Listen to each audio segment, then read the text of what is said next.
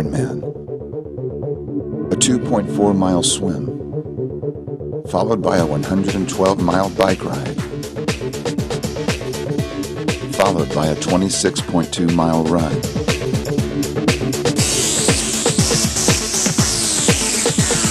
followed by one sweet ride home.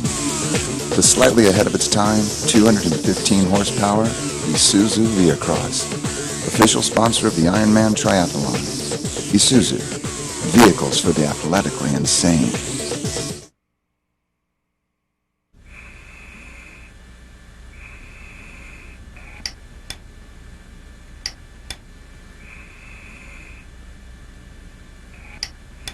My strength comes from Rick. He gives me the desire and the power to be able to perform.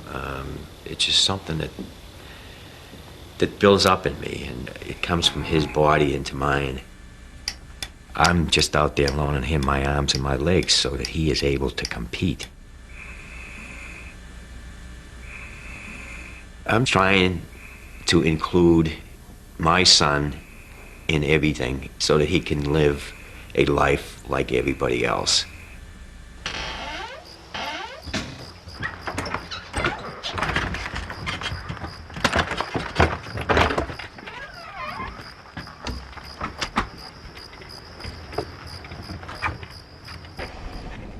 I don't see why any other father wouldn't do the same thing for their son or daughter.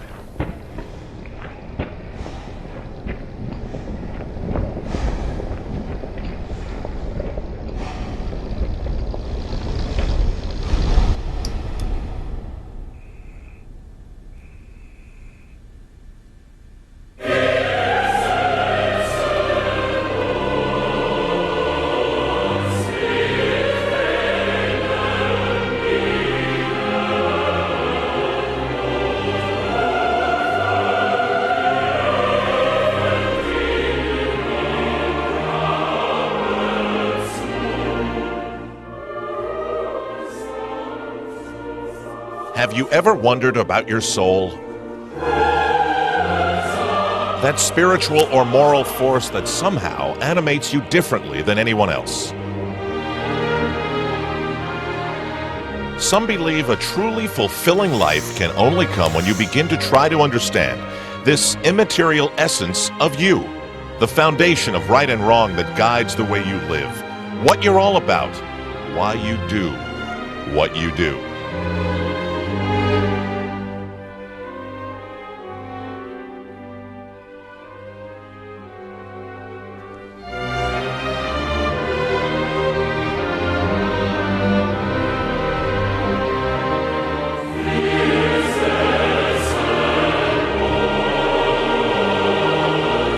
The secret of reaching your capabilities is the true unbreakable belief in yourself that can only be found deep in the central core of wherever it is that you find your soul.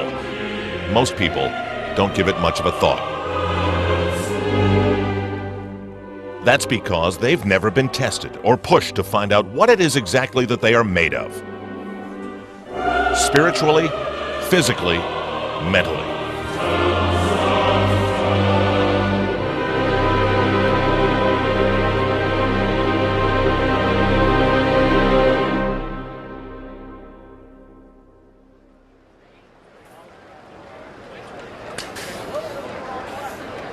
Every October, under a bright full moon, more than 1,000 people come to the mystical Big Island of Hawaii.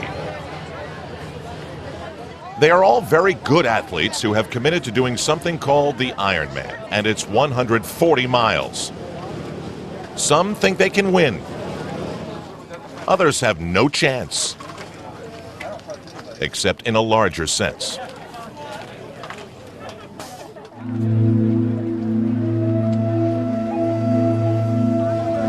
He was their first child, and that day in January 1962 was devastating.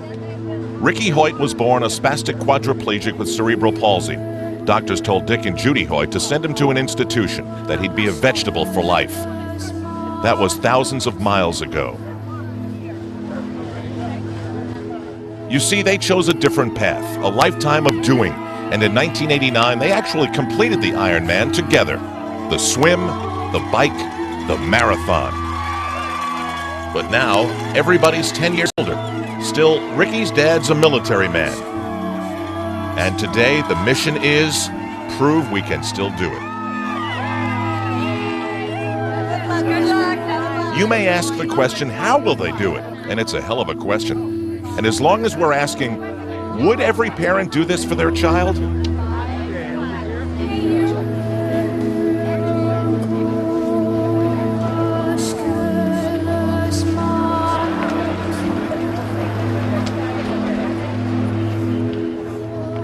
This is Kathy Smith, mom to Jennifer, Kelly, Catherine, Jackie, and Bobby, wife to Greg.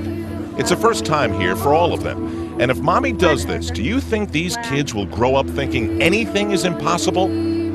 The children are being bombarded by the tension and the chilly air of dawn in the little village of Kailua. They know the most important woman in their life has talked about this Ironman for years, and this is the time when she's going out there to try and get it. They want it for her real bad.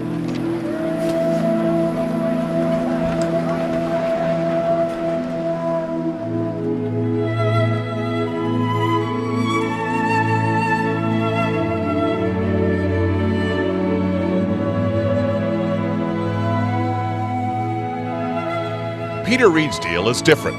He won this race last year. He and Laurie Bowden have spoken the words "I do," and earlier this year became the first husband and wife to win an Ironman in Australia. Laurie's been second the last 2 years, and Peter knows the feeling. Last year's win was a relief, and he smiled for hours in the Hawaiian sun because he had finished fourth 2 straight years. That can test your soul.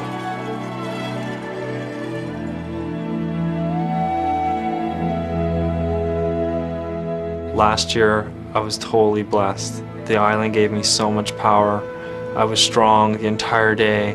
Every time you come to this race, you're always faced with that wall, and you gotta push yourself over it.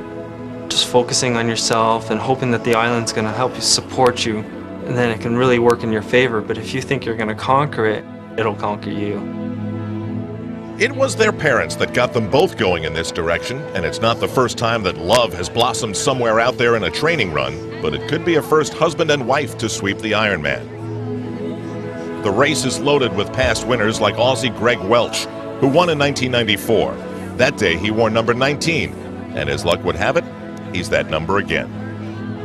As a rookie, Luke Van Leerde shocked the Ironman in 96.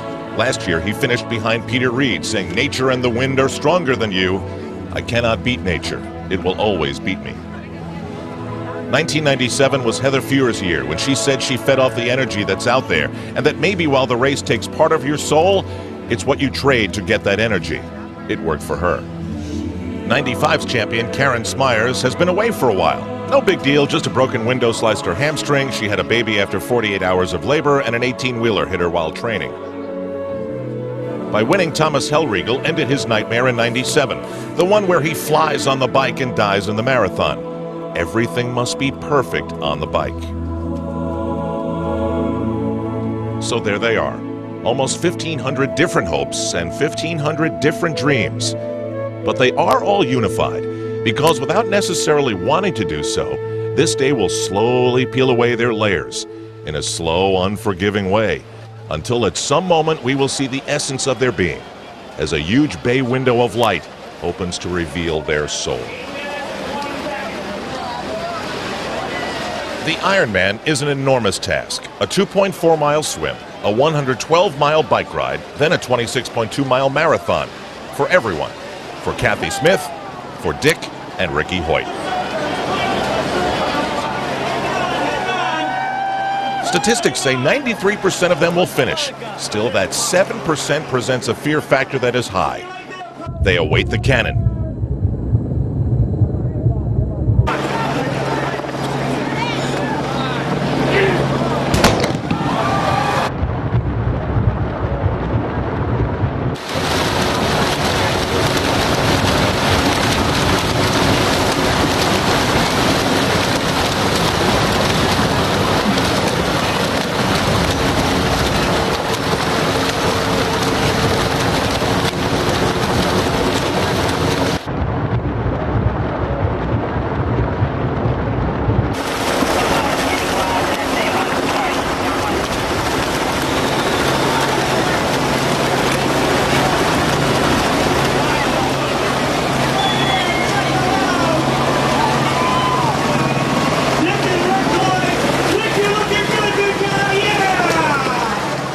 already, some swimmers have been kicked in the face, while others are feeling great, getting all the right signals as the early adrenaline flows.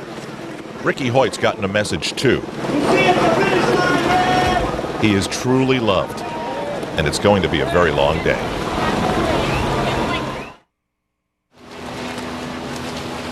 The 1999 Ironman Triathlon World Championship is presented by Isuzu. There are rules in the Ironman, and one of them is you don't have forever. The swim of 2.4 miles must be completed in less than 2 hours and 20 minutes. There's a bike cutoff too, and a midnight deadline, but that is later's problem. Right now, it's stay between the buoys and head for the big boat that marks the turnaround. The Pacific Ocean this morning is calm, and the water temperature is a very doable 78 degrees.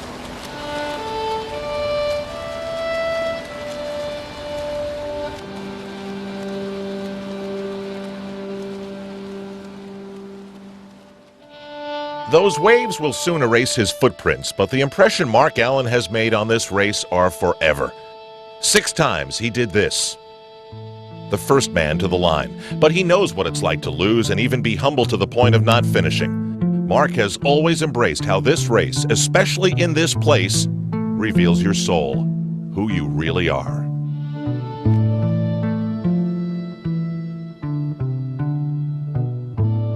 From the outside, the Ironman can look like a day of pure torture, but it's not all blood and guts. In fact, there are points in the race where there's absolute freedom. You feel it in those first strokes.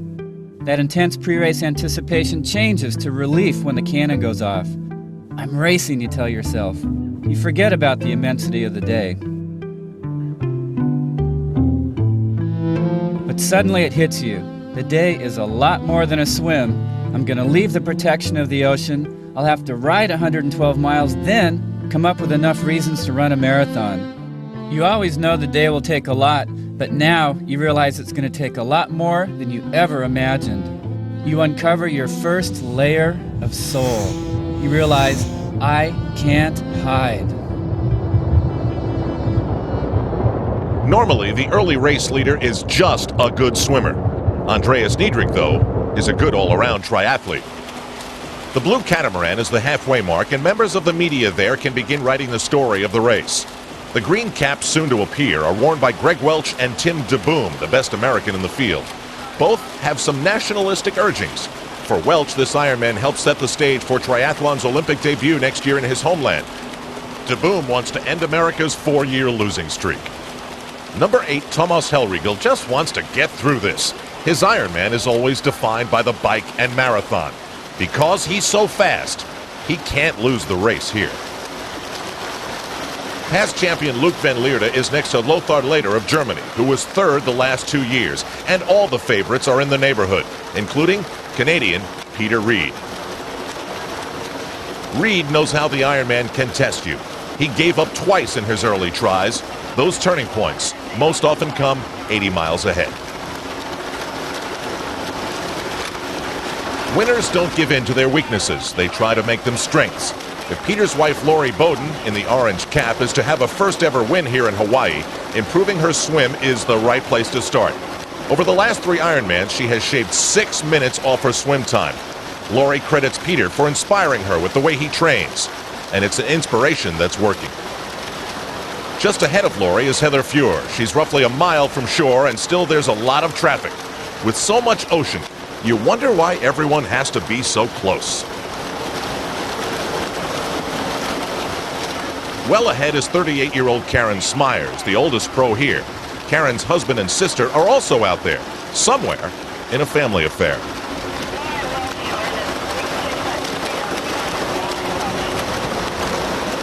An outrigger escort helps to keep everyone headed in the right direction, and that usually is not a problem for Walnut Creek, California's Wendy Ingram. She's a player in the water with a 49-minute, 11-second swim a year ago, which was the fastest ever. At 35, though, she says she's learned to take things a little slower, and she is. Tim DeBoom and Greg Welch continue to stay together, head to toe.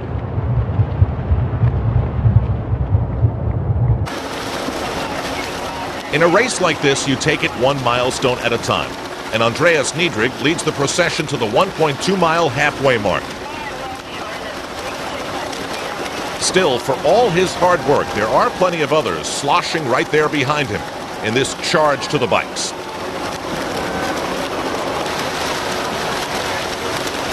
As you look around, there are constant reminders of what this day is. Someone will get a charge of being that first one out of the Pacific. Others will go for the win later, or just chase a personal best. Then there's the dream to just do it for yourself. And finally, there's Dick and Ricky Hoyt. Dad wearing a harness attached to a raft that gives his son life.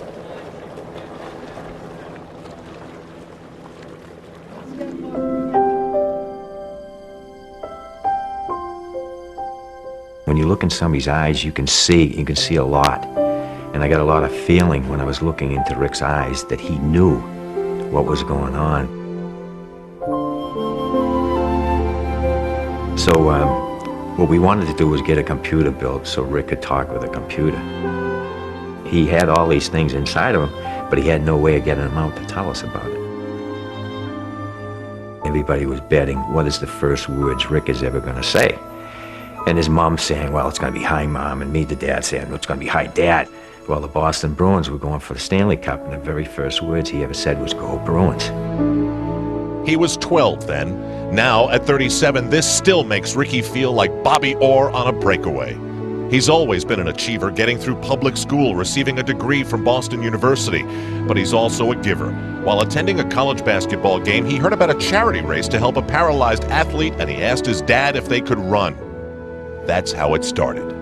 It was a 5-mile race, and the gun went off, and everybody thought that Rick and I would just go to the corner and turn around and come back. Well, we didn't. We went the whole 5 miles, and we finished next to last, but not last. And when we got home that night, Rick wrote on his computer, Dad, when I'm running, it feels like I'm not even handicapped. So we knew right then and there that we found an event that Rick could enjoy, just like everybody else.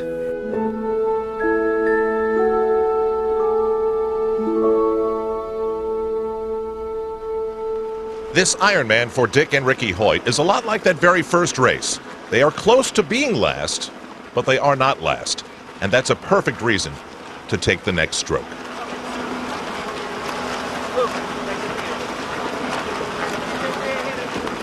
The leaders in the swim are approaching the pier, and the next time of chaos, the next milestone in their day. It's called the transition. The bicycles are there waiting for them, exactly how they left them, well before dawn.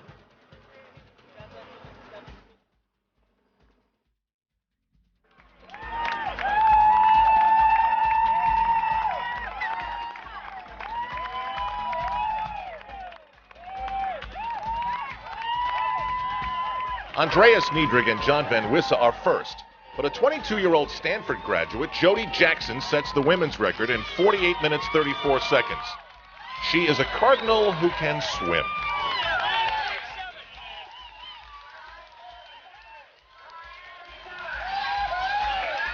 American Tim DeBoom exits in 48:51, but where is Greg Welch, his partner in the water? DeBoom is 2 minutes ahead of Peter Reed, while Thomas Hellriegel and Karen Smyers are side by side. The cheers for DeBoom will be loud. He's American. It's been a while, and he's got home field advantage. The second woman onto the pier is Wendy Ingram in 50:28, which is a little slow for her. Reed wears number 1 because he's defending champion. The swim was 18 seconds better than last year. Good stuff. Wendy Ingram's pace reflects the frantic atmosphere. She knows the power of those behind her. So does Tim DeBoom, who hurries to get his 112-mile ride on the move. Peter Reed has the calm of a champion, maybe because he sees Luc van Leeuwen nearby and he won't have to chase the Belgian. 1 and 2 is how they finished last year, and it's how they'll leave here again.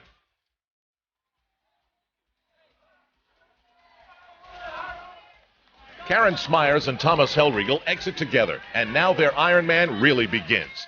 That is, of course, if they can get through here.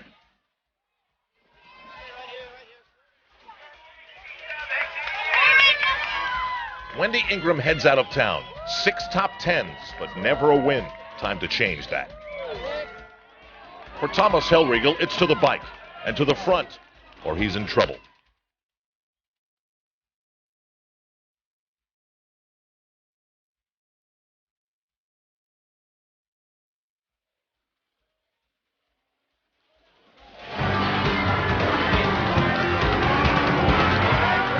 Greg Welch looks beaten already. Or is it calm? Hard to tell. Luc Van Lierde is on the highway looking for his second title as contenders continue to emerge from the sea, and it's a crowded exit for Heather Fuhr. Peter Reed is out near Van Lierde. It should be quite a duel. Meanwhile, his wife Lori is 12 minutes behind, 495th out of the water, and paying the price with people who just won't stay out of her way. She'll need a big ride. And so the Ironman begins to reveal itself. With plenty who are capable and willing, it's the able part that's always difficult.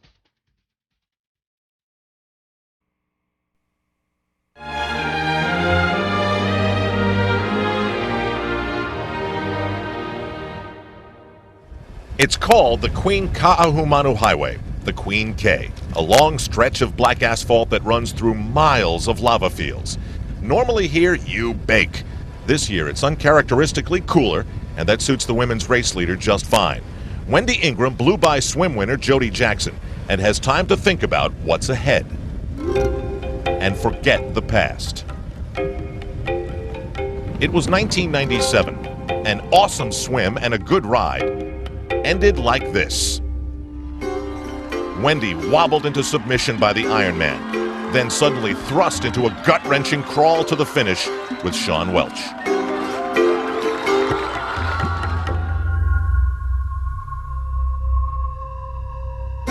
To me, I think it displayed a sense of mental toughness because mentally I was fine. Just physically, my body had given out. And it does bring tears to your eyes, even though you know what's happening to you. I think when you go into the Ironman, you have all these goals and you have all these dreams and you think you're going to do this and that. But once you get on that line and the gun goes off, the bottom line is for everyone, I just want to cross that line.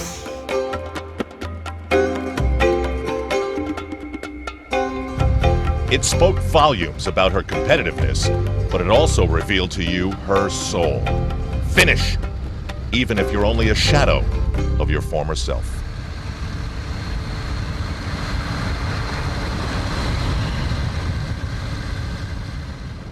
Veteran Karen Smyers trails Ingram. The 95 champ has been through so much, but can relax. There are no 18-wheelers on the Queen K.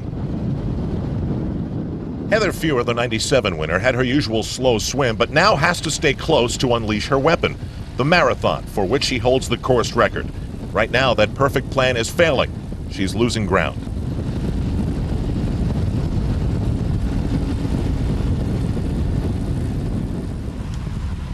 Lori Bowden has urgency to her pace, finishing second the last two Ironmans and coming out of the water 495th will do that to you. She's been passing men, but she has to go even faster. There you go. Comeback in progress. It's a quiet town where they sell great Kona coffee, but to men's leader Tim DeBoom, Hawi is more than that. As the bike turnaround, it's an important milestone, and only 20 miles ahead after a few more of these annoying climbs. Back there is number 150, Andreas Niedrig, who moves in on Lothar later. It's a German duo with purpose. Niedrig would love to make the first Ironman statement of his career. Meanwhile, Later's run the fastest marathon the last 2 years, and all it got him was third both times. Staying near the front here is critical, but that means keeping a close eye on who's behind.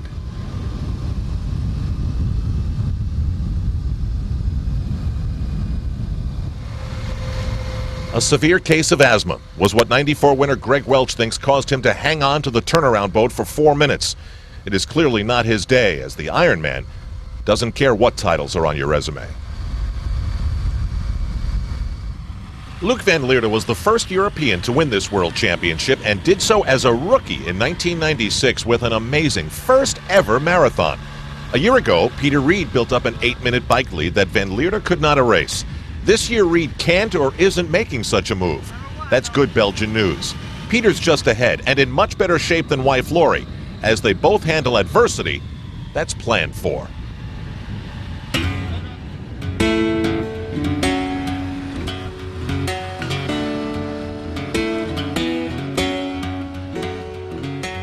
I prepare as well as I can going into the race, and then for me it's a battle. It's going against all the elements that are going to be thrown at me and just trying to survive the battle. And that's how I look at it. That's why I take it so seriously, because it's like I'm entering a war. And I'm trying to, if the currents are bad in the water, trying to even pretend that you like them, or when it's windy, enjoy the wind, enjoy something about it. Maybe it's just something like singing a really happy song in your head, or just telling yourself that you feel really good even when you don't, and then hopefully your body responds and starts to think what your mind's thinking. And we're different, and that's what helps the both of us so much. I definitely admire Lori for how much fun she has with triathlon. She's having a great time out there, and she's going as fast as she can go, and she's just totally loving it. So sometimes I'll be out there and I'll be going through a really bad section. I'm like, what would Lori do? And it totally relaxes me. Just having the same sort of lifestyle and the same careers, it really helps us have a perspective on the other person's thoughts and feelings. I definitely became a better athlete and a better person because of Lori. And I love her for it.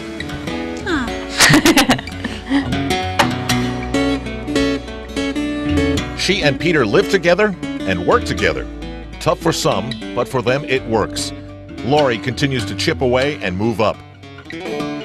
Behind her are all the other undying missions of getting to that finish line. There's a lot of mutual respect out there too, and that's why more than one of these triathletes is probably asking themselves, I wonder if Dick and Ricky Hoyt got out of the water in time.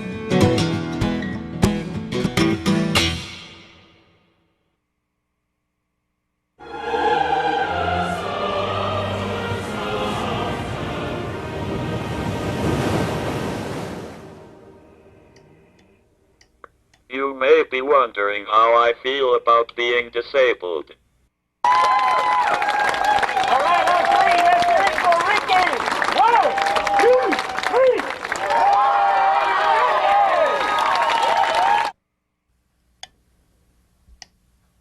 To tell you the truth, I don't know what it is like not to be disabled. I was born with cerebral palsy, and it is all I know. Good job. Good job. On three, let's hear it for Super Dad. 1,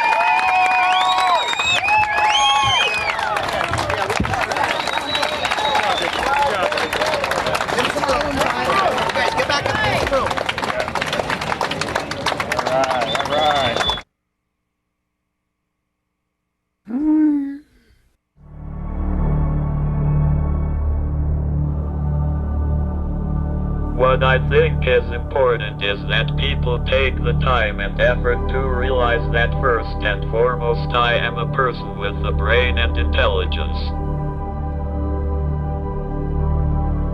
The doctor said, forget Rick, put him away, put him in an institution.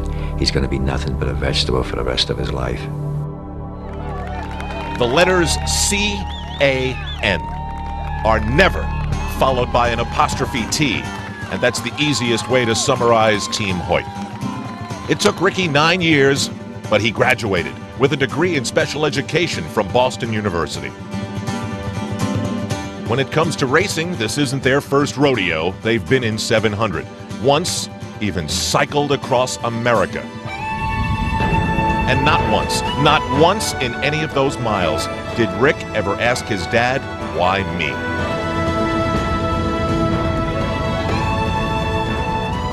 Here he is, he can't talk, he can't use his arms, he can't use his legs. He's living all by himself, his own apartment in Boston. He's gone to public school, he's gone to college. He's competing in road races, he's competing in triathlons, he's sending a message that people with disabilities should be included in all daily activities, just like everybody else, and they should be able to live like everybody else. And right now they're cycling 112 miles like everybody else, committed to getting to that line like everybody else. This is a collection of your everyday Ironman cyclists, with the slopes of Mauna Kea providing the backdrop. Their concerns are about personal bests, or maybe winning their age group. This is not where you expect to find a past champion. But there she is, Heather Fuhr, losing ground and dropping back. Another Ironman dream burnt to a crisp in the Hawaiian sun.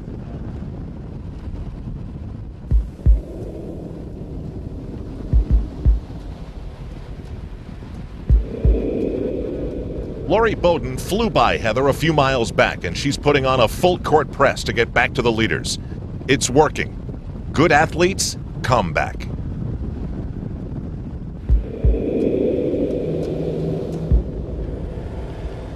Karen Smyers is making things happen too.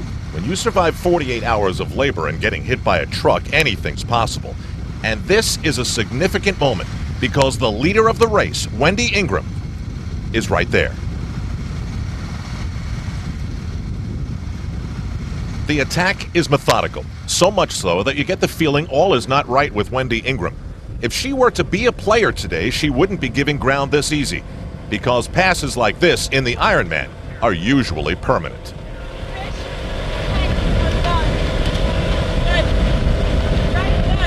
Smyers is in the lead for the first time since '96. In the small talk, Wendy Ingram said things were okay, but it's never okay to be passed by someone who can beat you. Yellow shirt, red helmet. That triathlete and everyone behind him are being beaten by a man with one leg. There on the right. He's no lost soul. Kathy Smith, mother of 5. She tried for years to win the Ironman lottery to earn a spot. Didn't work.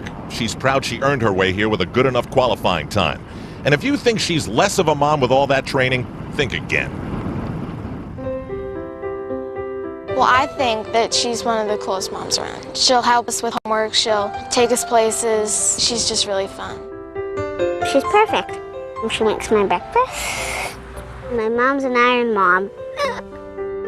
She can be really funny at times, and then at other times she can be serious. If she makes a promise, she'll keep it. She tries her hardest to make sure that she's always there. If something goes wrong, I'm always there for her, and if I ever have a bad day, she's there. Sometimes I call my mommy Daddy, and I call my Daddy Mommy. I love my mommy.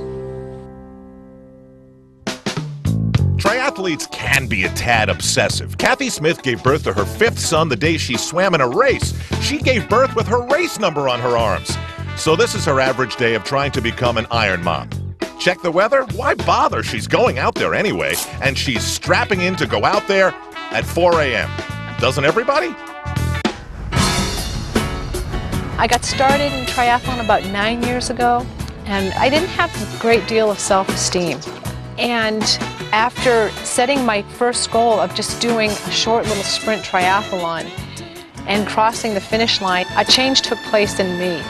And I can actually say that I like myself now. So it's not just the sport, it's what the sport's done for me that's made all the difference, and I don't want to give that up.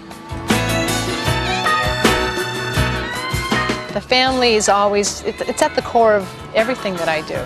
It's always my priority, and I don't give up my Saturday soccer games as a mom just because I have to do my long ride. They're the reason why I do everything. That's my life.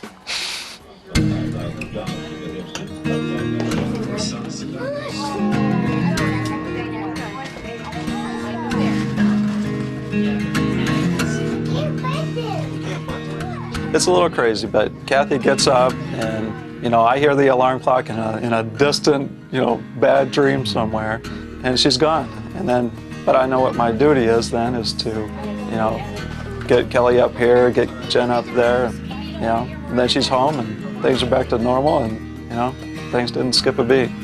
I know I'm a little different than most people, but I just have set these goals, and I'm working hard to achieve them. And my kids see it, and they used to think that, I think they used to be embarrassed by me, actually, if I would show up at a soccer game with my bike in the stand. It's like, oh, Mom, please.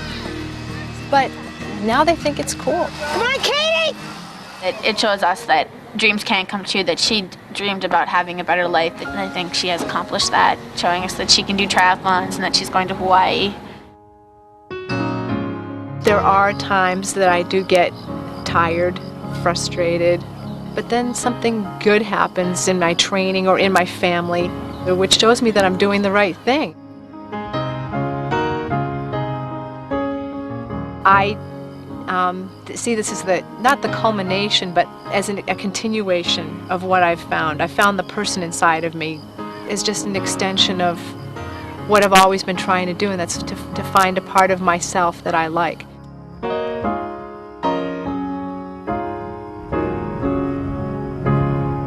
Kathy Smith is going well. She's targeted 12 hours as a nice finishing time, and that will be quite a reunion at the finish line if she makes it. Grape jelly. Breakfast of champions. Tim DeBoom, American wanting to be a world champion, is still leading the Ironman, having passed the bike turnaround. He's trained with Peter Reed in Boulder, Colorado, and says he's learned a lot.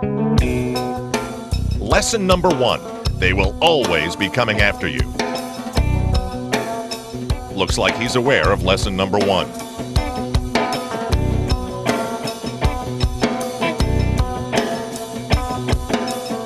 This bike race is heating up, but the surprises that the Ironman always holds, they're still out there waiting to be revealed.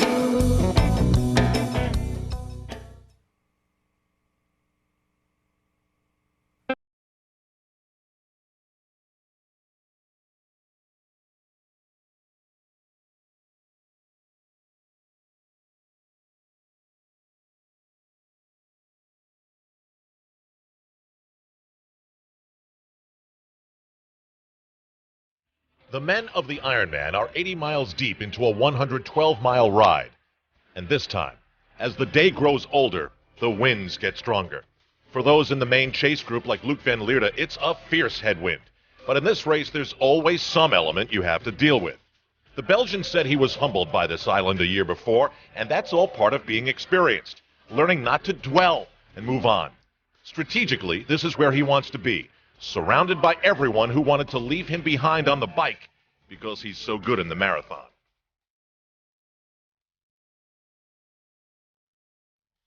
The German Thomas Hellriegel doesn't look like the fastest rider, as he was last year, or in '96 when he set the course record. His breathing is heavy. Looks like the wind could be winning one here. Peter Reed leads this chase group of former winners as they continue to track down the unlikely leader, Tim DeBoom. With all their talent and aerodynamics of cycling coming into play, they're a potential juggernaut, slicing through the wind like a train.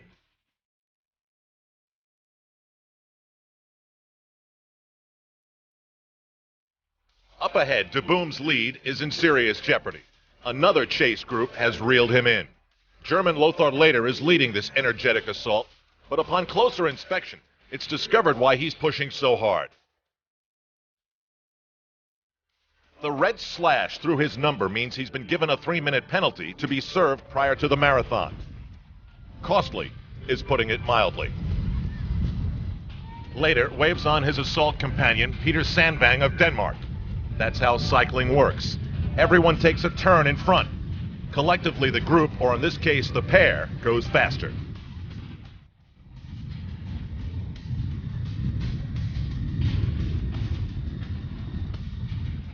On his entry form, when asked why he was entering the Ironman, Sandvang wrote, "To try and win it." Guess he wasn't kidding.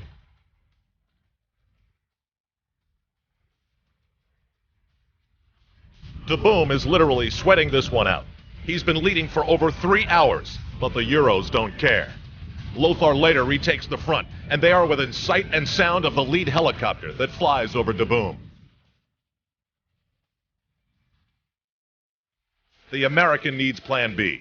to emotionally handle what seems to be an inevitable pass and keep his confidence up. There are a lot of miles and a marathon to go. And then there he is. Taboom and Later cast some competitive glances at each other. The way you are passed can be devastating. How can he be so much stronger than me at this point? Why does he look so fresh? Stuff like that. For now, it's a three-man group, but Later looks like he has other plans. Sandbang, then Tim Taboom.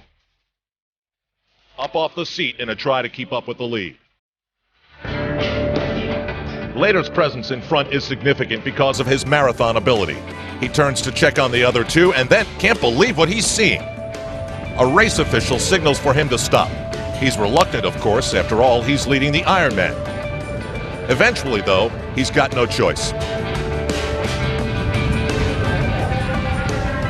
The officials point out that he's been leaving the right lane to draft behind race vehicles in the left. It's his second infraction, remember, and as a result, he's disqualified from the Ironman. For Later, it's a stunning Ach du lieber moment. The Ironman goes on without him. In contrast, all's quiet on the women's front. Karen Smyers is the leader. No problems, no accidents. Very much unlike her life the last 2 years. Right now, this is a ride to savor.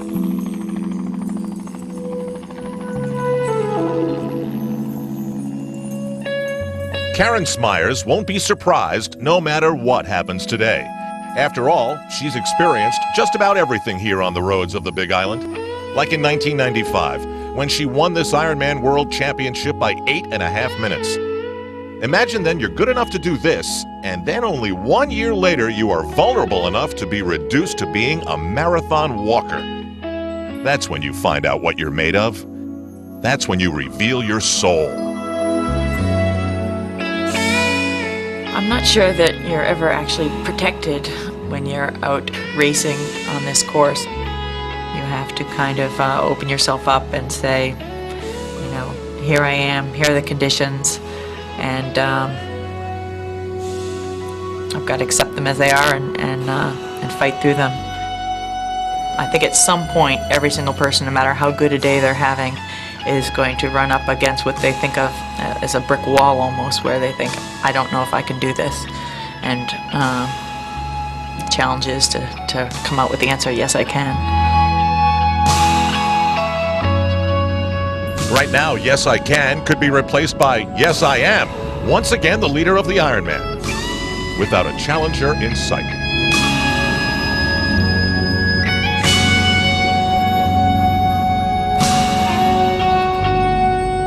Out there in a pink helmet, we find Wendy Ingram wishing for such inner peace. She's still in second place, but feeling sick. There's been vomiting, and it doesn't take long when someone who knows everything about their body starts to get signals that this body may not make it today. To make her feel even worse, there's the vision of a strong Lori Bowden. The proof is in the numbers. 70 miles into the bike ride, and what was once a 12-minute deficit is down to 5. Now, if Peter Reed can uphold his end of the bargain, this husband-wife sweep idea seems possible again.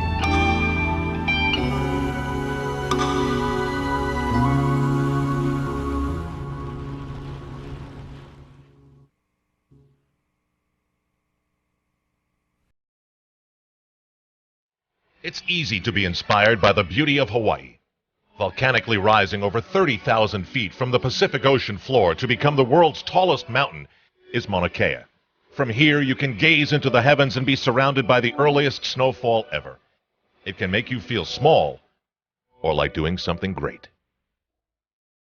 Mark Allen always chose the latter. He embraced the lava fields, the presence of the Hawaiian spirits, and all the tests of your will that come in the Ironman. He knew how to make it work, and he knew what it was like when things didn't work at all. Sometimes it's mental. Sometimes it's physical. Sometimes it's both.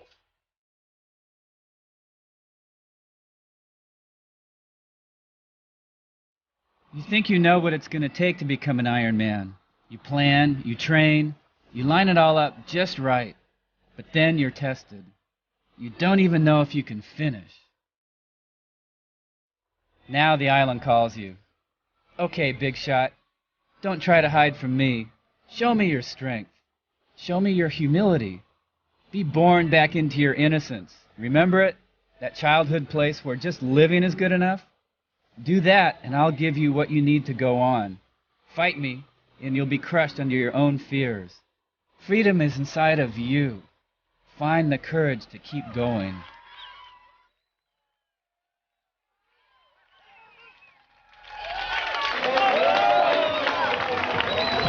Head games at the bike transition. In the tent is an Ironman All-Star game in progress. Peter Reed has entered. Luke Van Leerde is there. And next to Reed, Thomas Hellriegel. 3 past champions ready to run. Reed's marathon last year was 27 seconds faster than Luke Van Leerde, 2:47 and change. Hellriegel's best ever, a 2:51. Do the math. Reed and Hellriegel are still lacing up as Van Leerde leads. He is capable of just blowing everybody away. Forget last year. In '96, he ran a 2:41, and that's almost Mark Allen territory. Number 4 is Christoph Mock of Switzerland. He's running in good company. So it's Van Leerde, then Mock, with Hellriegel and Reed precious seconds behind. A chase group that, for now, is well spaced out. The Ironman usually plays out its most riveting drama in the marathon, and 99 is no different. The leaders have already been on the run, literally and figuratively. Peter Sandvang, last year a 12th place finisher, doesn't have the credentials to be in this spot, but that was said of Van Leerde in '96.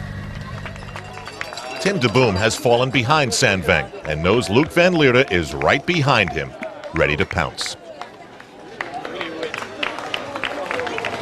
The defending champion finally makes it out of the tent in 6th place. Obviously not the plan. This title is not easy to defend.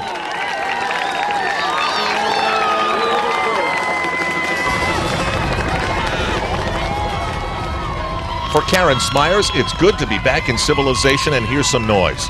The leader of the women's race acknowledges the cheers on Ali'i Drive, knowing full well the real cheers are the ones that come when you're in first and running down Ali'i Drive. Beth Zinkan, number 154, is a major surprise. In 2nd place, only 1 minute back. She was a collegiate swimmer at Clark University and is from Davis, California. It was just the feeling that this 29-year-old would fade away. Instead, here she is, suddenly a major player. Beth Zinkan, good in the water, tough on the bike, but can she run?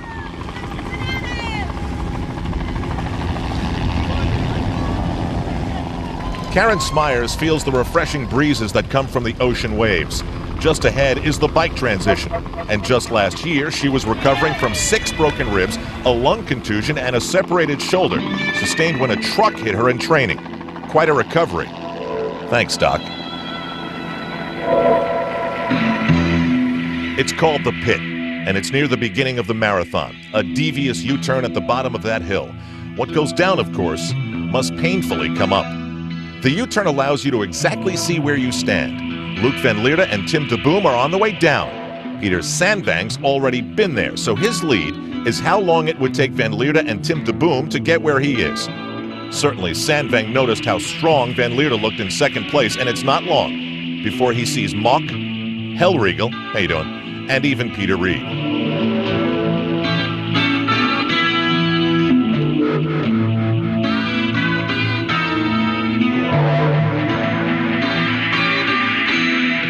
Van Leerde and de Boom at the turn in the pit. The Belgian looks stronger, and the climb out should tell a lot. Peter Sandvang is not the picture of strength, checking his watch, rapidly breathing. His lead is dwindling. His surprising presence at the front of the Ironman in jeopardy.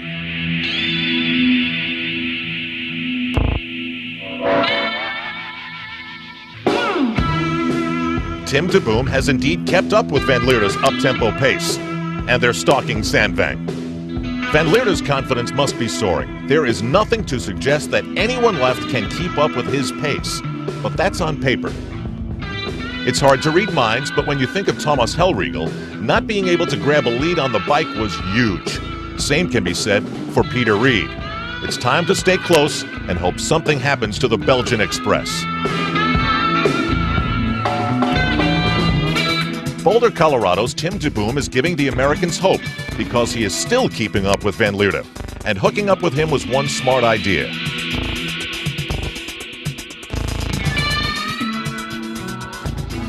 The Belgian is now steps away from Peter Sandvang's lead.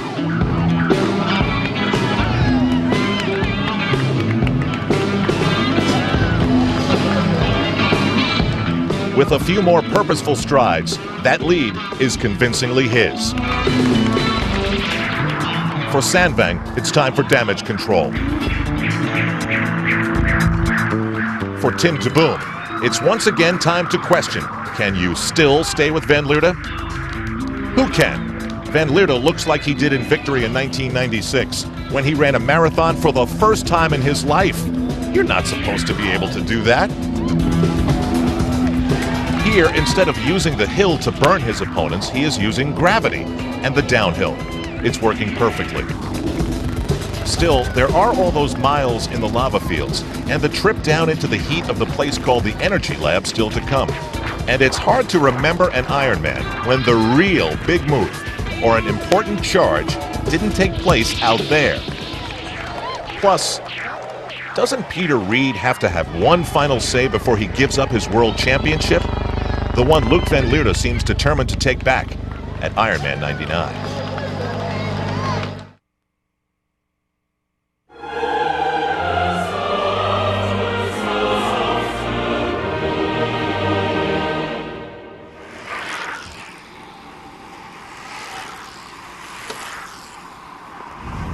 Kathy Smith, the mother of 5 from Southborough, Massachusetts, is having everything go according to plan.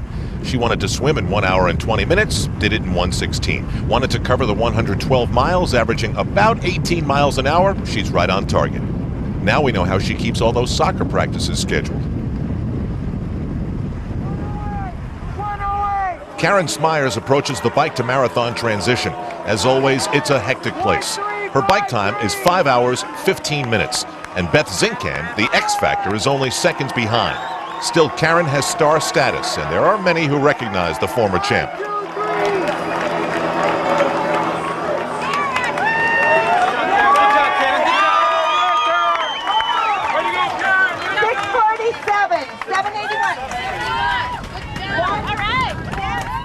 Lori Bowden is now only a couple of minutes back. Her bike ride had a lot of zoom to it and is looking like the fastest of the day. The question is, how much does she have left? Beth Zinkant in the background has done everything today faster than anyone thought, and that now includes the transition. Pretty sneaky, but Smyers is right behind. Zinkant, a DNF last year and 45th in 1997. That she leads the Ironman this late in the race is shocking.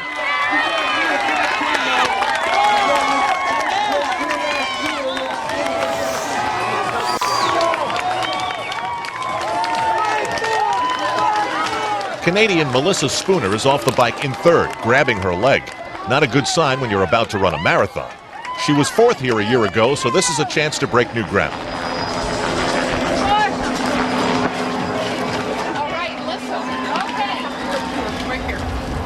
Lori Bowden's getting a head start at removing the cycling shoes. In her sneakers last year, she ran a 3:07 marathon, and only a handful of women have gone that fast in Ironman history. It's a wobbly arrival for Wendy Ingram. Sick the entire bike ride, it's amazing she remains in 5th. She doesn't appear to be in any hurry.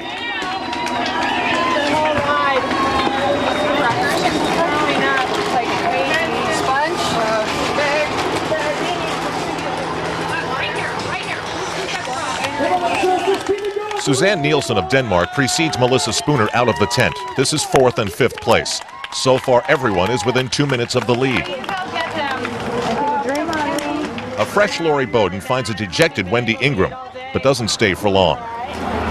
Okay, you go. We're making a decision now. Anything else? Something to drink? Want a sponge?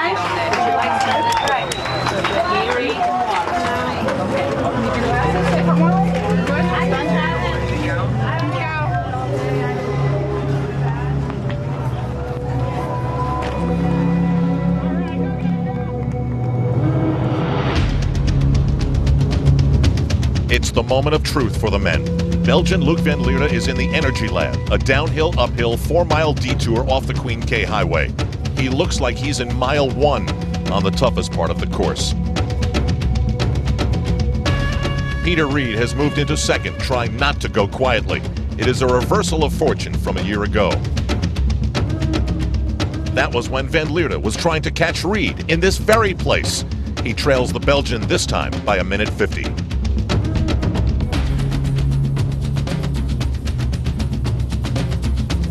Van Lierde's lead now is actually growing, and he becomes one of the few to actually gain energy in this place. It was always so ironic that this was where so many lost it.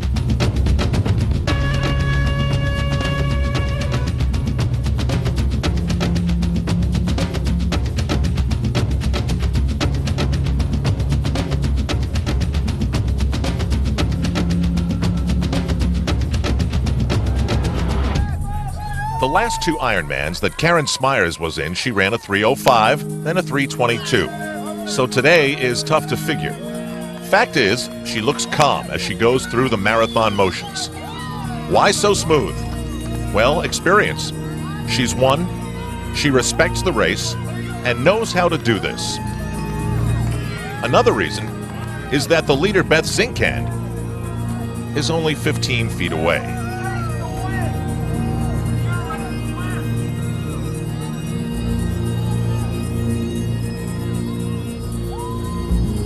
The momentum of Laurie Bowden didn't end in the transition tent. When Wendy Ingram said, "You go," she took her seriously, and here passes Melissa Spooner into 4th.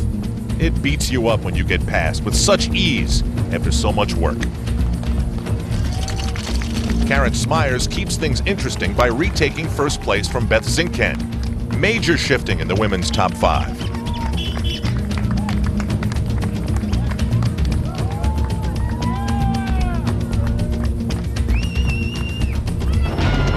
Van Lierde's flying and out of the Energy Lab. His lead has ballooned from 1:50 to 3:10. Peter Reed can only try to keep his cool and hang on to whatever personal prestige comes from 2nd place. Here in the Ironman's hottest place, it was Luc van Lierde that sizzled. In '96, he was the big surprise, the one nobody knew with the marathon speed to die for. Last year, he let Peter get away on the bike. This year, he made the adjustment. Before leaving town toward the lava fields, Laurie Bowden roars up on Beth Zinkand to take 2nd place. Clearly, there is a value to having been among the leaders this late in the race before. Now it's Laurie versus Karen Smyers.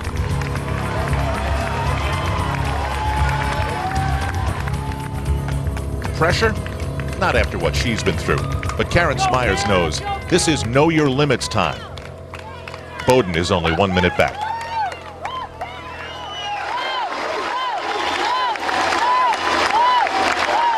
They chant his name as Luc van Lierde revisits Ali'i Drive. His marathon speed has become an enormous weapon, as it was for Mark Allen and Dave Scott. It changes the game. The others must react to him.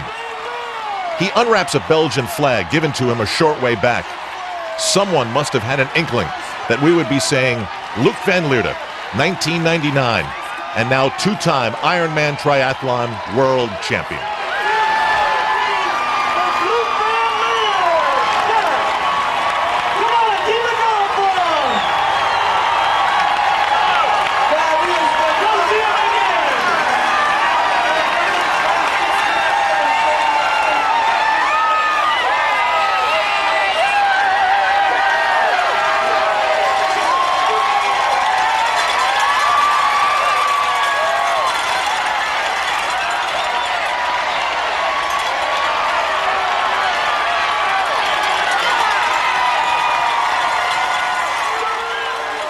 Van Lierde was lucky. He finished just as the winds really kicked up. And for the wind, Ricky Hoyt, perched on the handlebars of that 15-year-old bicycle, present a huge target. It knocks them back. Dick grinds it out, but at times he's barely moving, and the clock is ticking. It's shortly after 3, and they must be at the transition by 5:30. Projecting their current speed shows it's going to be close.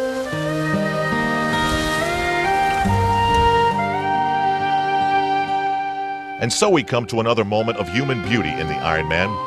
Van Lierde, the image of youth and strength, is miles away amidst the noise.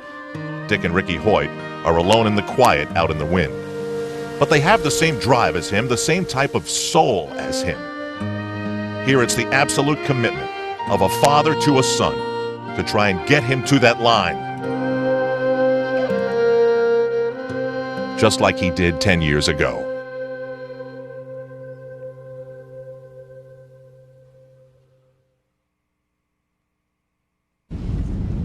The Ironman Triathlon is presented by Isuzu. Here on the Big Island, he has done it again. Luc Van Lierde is Ironman Triathlon World Champion. 4 more and he catches Mark Allen. They're at the finish. Luc, congratulations. You came here in 96. You had a magical race. You won on your first time out, set a world record. 98, it was a different story. You really had to learn about the island. You said you respected it. How did you put that knowledge to work today? Well, like I said before the race, you have to respect the island, especially the weather. And it was pretty tough on the bike. We had a headwind going up, and not too hard, but on the way back the wind turned, and we had a headwind on the way back also. But the island was very kind to us on the run. It wasn't too hot, it was cloudy, so it was a good weather for a good marathon.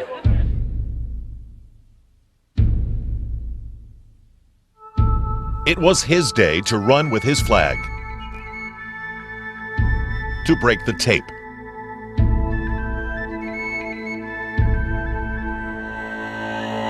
To run like the wind and beat it. Peter Reed shows some dejection at the conclusion of his race. It wasn't meant to be for him. But the moment he crosses the line, he refocuses. That's because his day is far from over. Wife Lori Bowden is still out there.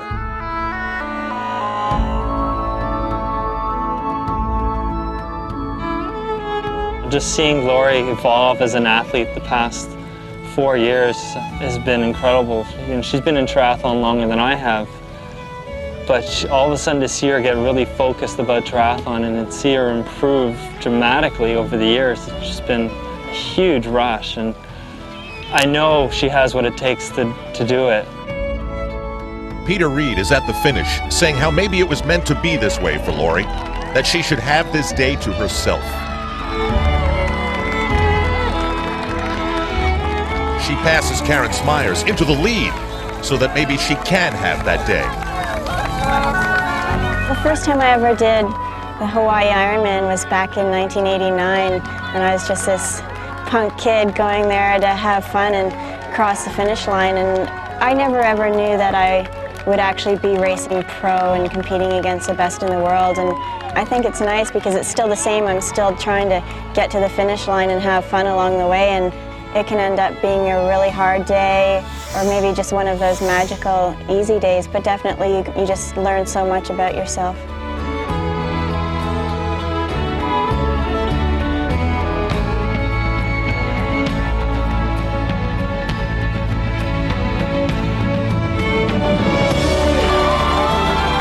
It comes after a record-setting first-ever sub-3-hour marathon. They were on their own out there for a while, but now they're together again. And while they didn't do it at the same time, they'll each have a medal back at home in Victoria, BC.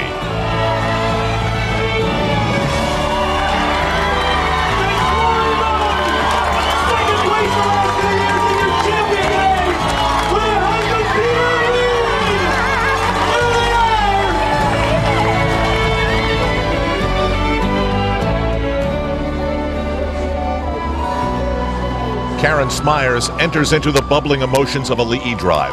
In 4 tries at this torturous race, she has won it, finished 3rd, and now 2nd twice.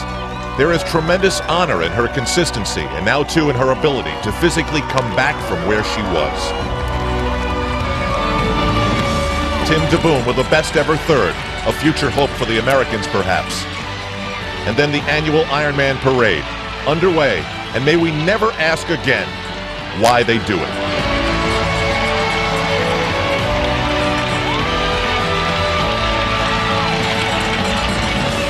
After 140 miles, Karen Smyers looks okay, a bit relieved, and her first hug comes from Lori Bowden.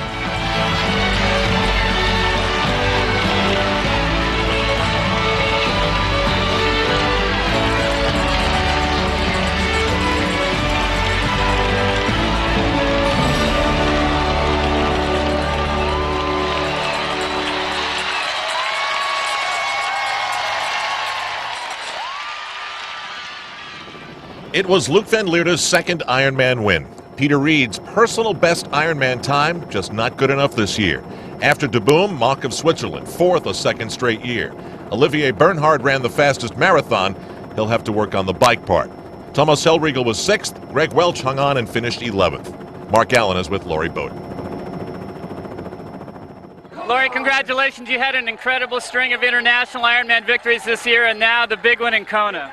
You never know how this race is going to go. It just gets tougher and tougher every year, and this is like a dream come true. I was so happy last year just to share in Peter's victory, and I didn't know if mine would ever come, but this is incredible. I just wanted to know what that feeling was like. Lori's 2:59:16 marathon is a record run here. Beth Zinkan from California, the X Factor there for a while, came in fifth. Fernanda Keller had a third straight third-place finish. Iron Mom hopeful Kathy Smith continues to hit all her target times, having made the smooth transition to the marathon. If she finishes the race, she will be the Isuzu Go Farther Award winner and wins an Ironman edition Isuzu Via Cross. Go, Kathy, go. The kids, forget that. Greg will love it.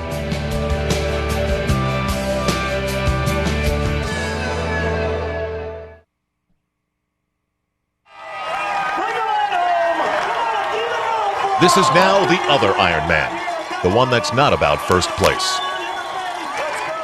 The secret of reaching your capabilities is the true unbreakable belief in yourself that can only be found deep in the central core of wherever it is that you find your soul. Most people don't give it much of a thought.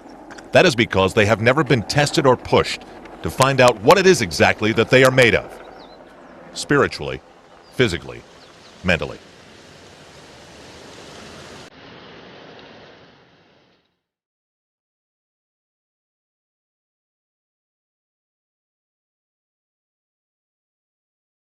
I think it's equal parts love affair and ordeal. To do this race well, it's an incredible sacrifice. People at all walks of life, at all levels, whether you're trying to win it or whether you just want to finish it, they're the only ones, them and their family, that realize the dedication that it takes and the sacrifice for months on end, where you put the rest of your life on hold. In the 80s, Scott Tinley won the Ironman twice. This is her 20th and final time. Baltimore's Lynn Brooks' best Ironman was her first. This is also her 20th and last. This race is about challenge. And my perspective is with challenge come opportunities and possibilities.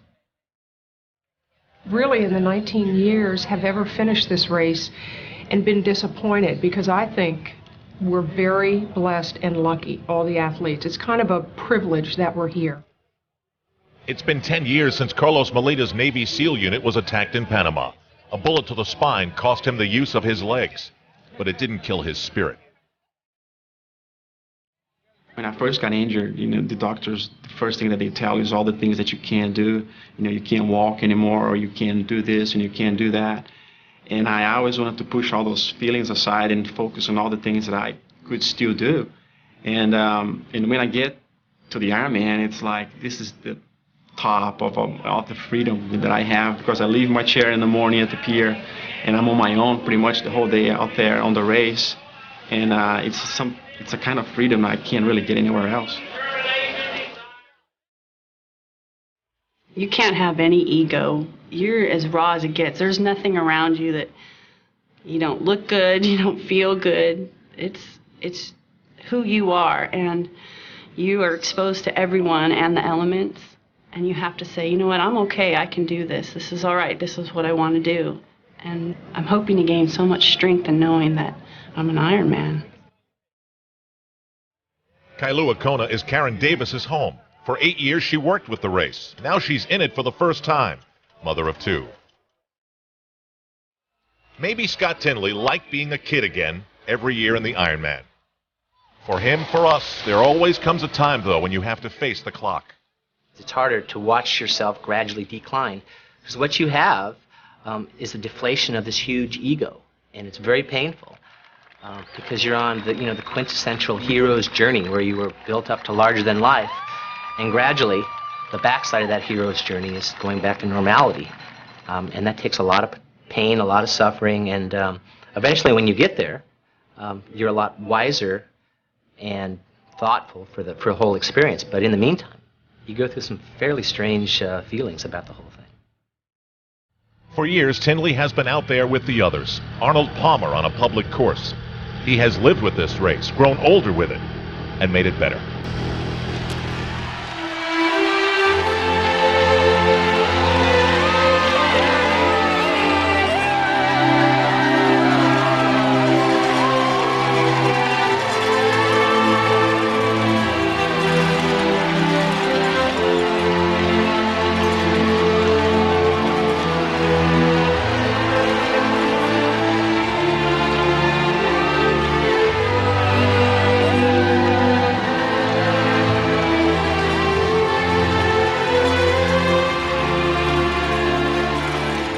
I've seen the people when they cross the line and they have this like glow. And even talking to them afterwards, they get this sparkle in their eyes. I want to know that look. I can't wait for that. I can't wait.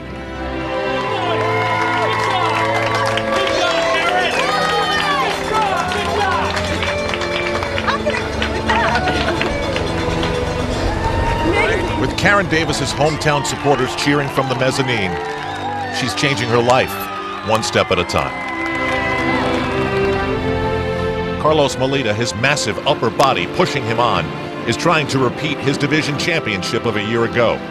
He's done this from Miami to his home in Virginia and 363 miles over the mountains of Alaska. Time to conquer Hawaii for an encore. Scott Tinley's last doesn't look like it's coming easily. One last lesson from the Ironman. Sometimes I come over here and I felt like a warrior, and I felt like there's nobody that can beat me. And other times I come over here and I feel like an observer, and I feel like I'm watching all these things go on. And I thought, geez, how am I going to put myself in the game, in the race?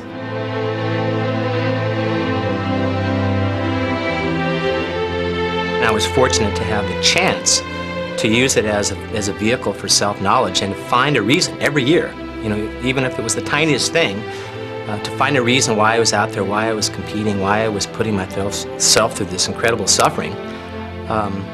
And I feel very blessed to have had that chance.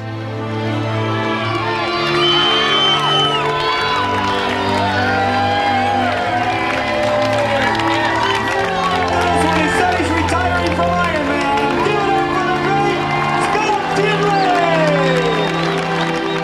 Tinley! His time is more than 2 hours slower than the men's race. And the emotions flow as he says goodbye and learns a little bit more about the nobility of the other Ironman.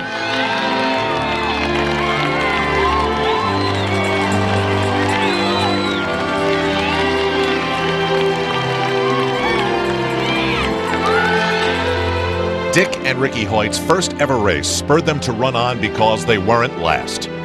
Here and now they are. The wind's effect on their combined weight has been devastating to Dick. And as Scott Tinley learned, everyone and everything has a limit because of age. Their 15-year-old bike has something wrong with it, and it looks like they'll never make the marathon transition in time. Dealing with adversity, though, is in their soul. They will try and find a way.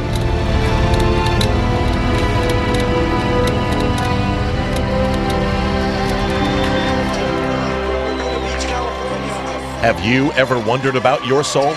That spiritual force that somehow animates you, makes you what you are?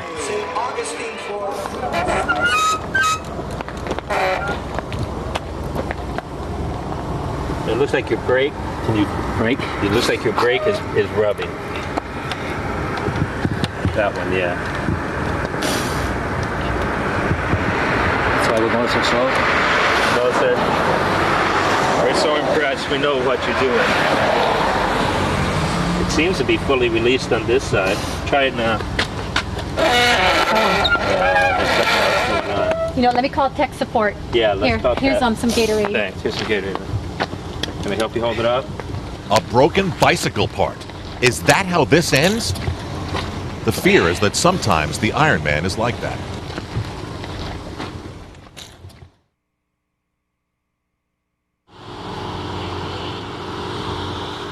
There is not another bike in sight except the one that belongs to the Hoyts. With patience as strong as their resolve, Dick and Ricky have waited 30 minutes for help. Knowing that the time lost could cost them a chance at finishing, Dick asks Ricky if he still wants to go on. Would you want, Rick? You would? Yeah. He wants to, we will. You're up to it? Just like that, no hesitation, the decision is made. Care, respect, love. And it goes both ways. Yeah, he loves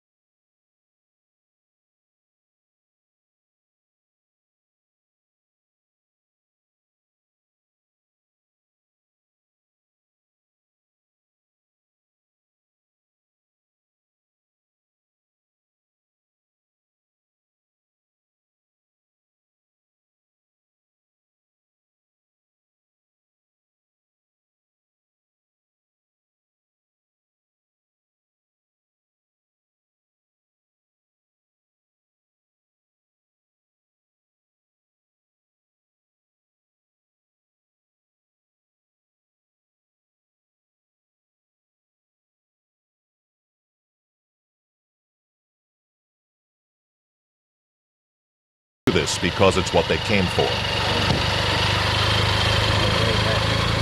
You're going to do the straps first?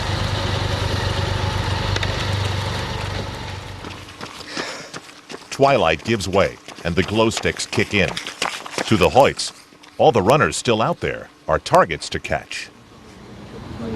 Just hitch that hat on it.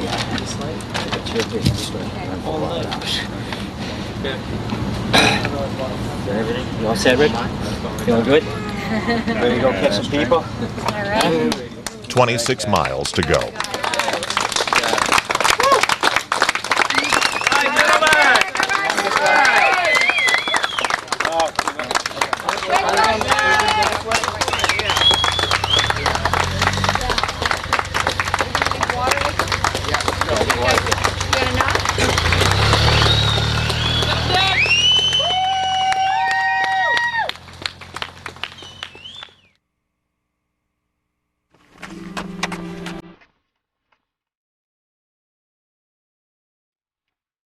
All the pros, all the age groupers, we're all feeling the same.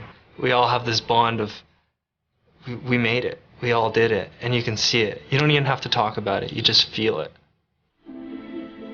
It's not conquering the race course, but it's conquering yourself. It's conquering the things inside you that tell you you can't do this. We all have a goal. My goal is try to win the race. Then there are people, their goals is to finish. Some have to go under 10 hours. Some have to go to finish before midnight. So everybody has a goal. And some will succeed in their goals and some won't.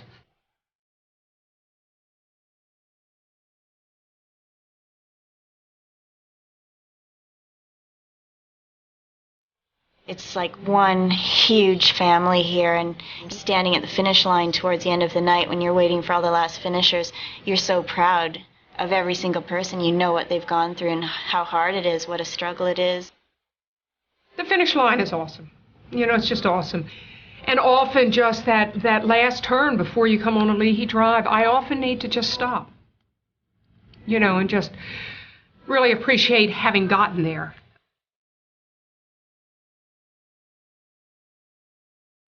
It's what I dream about all the time when I train and work. I think about finishing and seeing my daughter and my husband. And it's just, I say that it's the greatest thing you'll ever do, and my life is great now, and I can't imagine what it'll be like.